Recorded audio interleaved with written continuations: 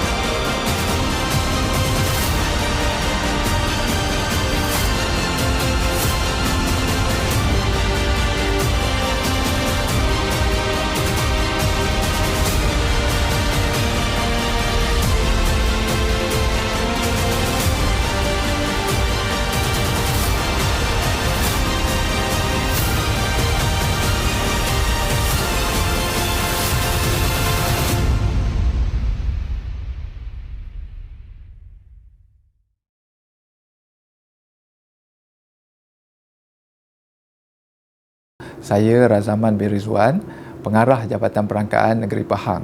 Okey, PADU atau nama penuhnya Pangkalan Data Utama mengandungi profil individu dan isi rumah yang meliputi warga negara dan pemerhati tetap di Malaysia, dan ia diluncurkan oleh Yang Amat Berhormat Perdana Menteri Malaysia pada 2 Januari 2024 yang lalu lah.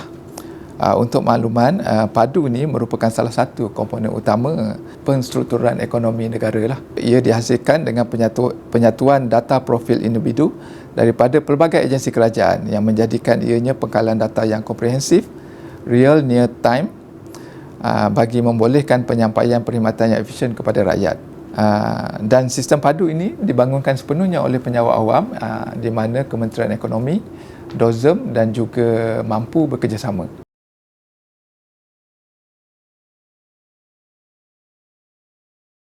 Semua warga negara Malaysia dan juga pemerhati tetap yang berumur 18 tahun ke atas perlu mendaftar dalam sistem PADU inilah, ya. Dan sebenarnya sangat mudah.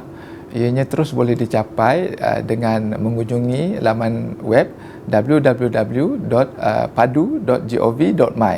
Dan bagi yang menghadapi masalah, contohnya golongan warga emas semua, dia boleh ke PEDI yang berhampiran di kawasan sekitar dan boleh terus mendaftar di sanalah, ya.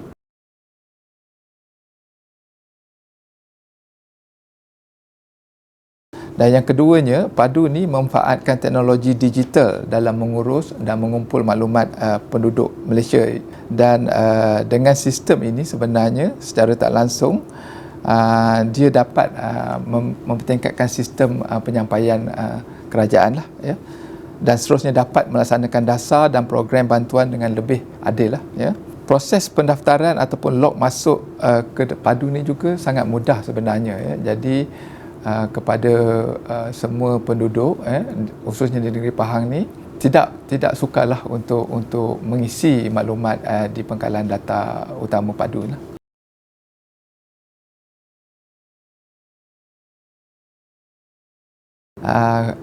Semua penduduk ni perlu mendaftar bagi memberi maklumat terkini, ya. Maklumat yang ada di pangkalan data ini bukan terkini, ya. Maknanya kemungkinan status dah berubah, ya. Dari segi pendapatan pun dah berubah, ya. Dan maklumat-maklumat itu sebenarnya sangat penting bagi kerajaan melaksanakan apa juga dasar dari segi sosial dan juga ekonomi untuk negara dan juga untuk negeri Pahang secara khususnya.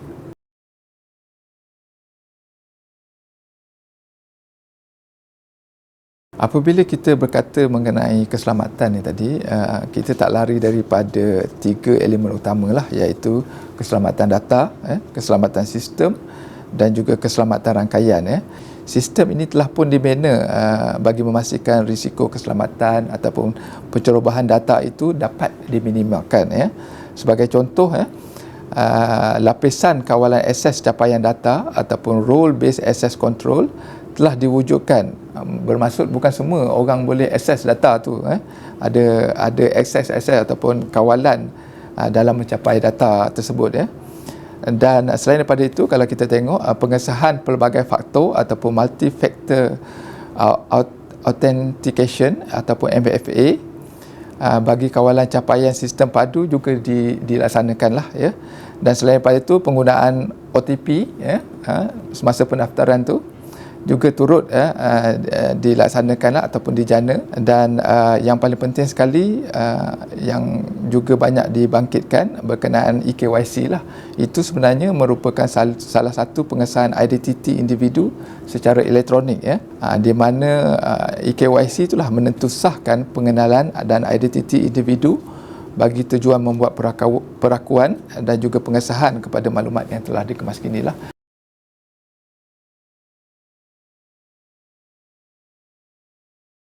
Boleh, tapi walau bagaimanapun tindakan tersebut boleh memberi kesan kepada seseorang itulah.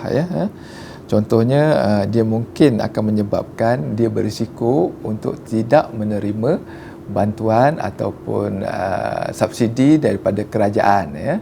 Dan selain daripada itu, sebenarnya seperti yang saya maklumkan tadi, data-data tersebut akan digunakan oleh perancangan ekonomi negara, pengerancangan ekonomi dan sosial. Jadi apabila data itu tidak lengkap, jadi amat sukar untuk membuat kerajaan membuat perancangan lah, dan mungkin perancangan yang dibuat itu tidak tepat. Contohnya sekarang Malaysia sedang menuju negara menua, kan? Jadi banyak fasiliti yang memudahkan golongan-golongan yang akan membantu golongan-golongan ini kemungkinan tidak dapat disediakan disebabkan kekurangan maklumat tadilah, ramai yang tidak register ataupun tidak mendaftar tu tadi. Jadi sebenarnya kesan dia besar jugalah kepada individu dan juga kepada generasi yang akan datanglah, mungkin anak cucu dia.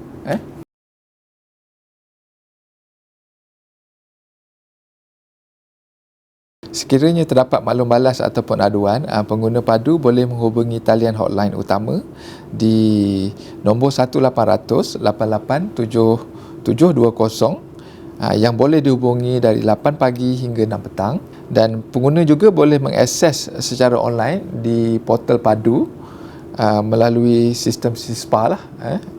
Dan selain daripada itu, bagi penduduk di negeri Pahang, jika ada sebarang aduan ataupun pertanyaan, boleh menghubungi sendiri ke pejabat Jabatan Perangkaan Negeri Pahang lah di talian 09516 3931 ataupun 09516 3937.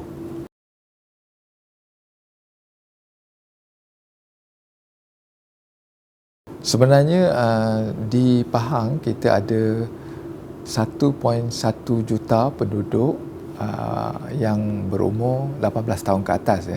Jadi saya berharap atau memohon agar semua penduduk-penduduk tersebut mendaftar segera ke dalam sistem padu ni lah.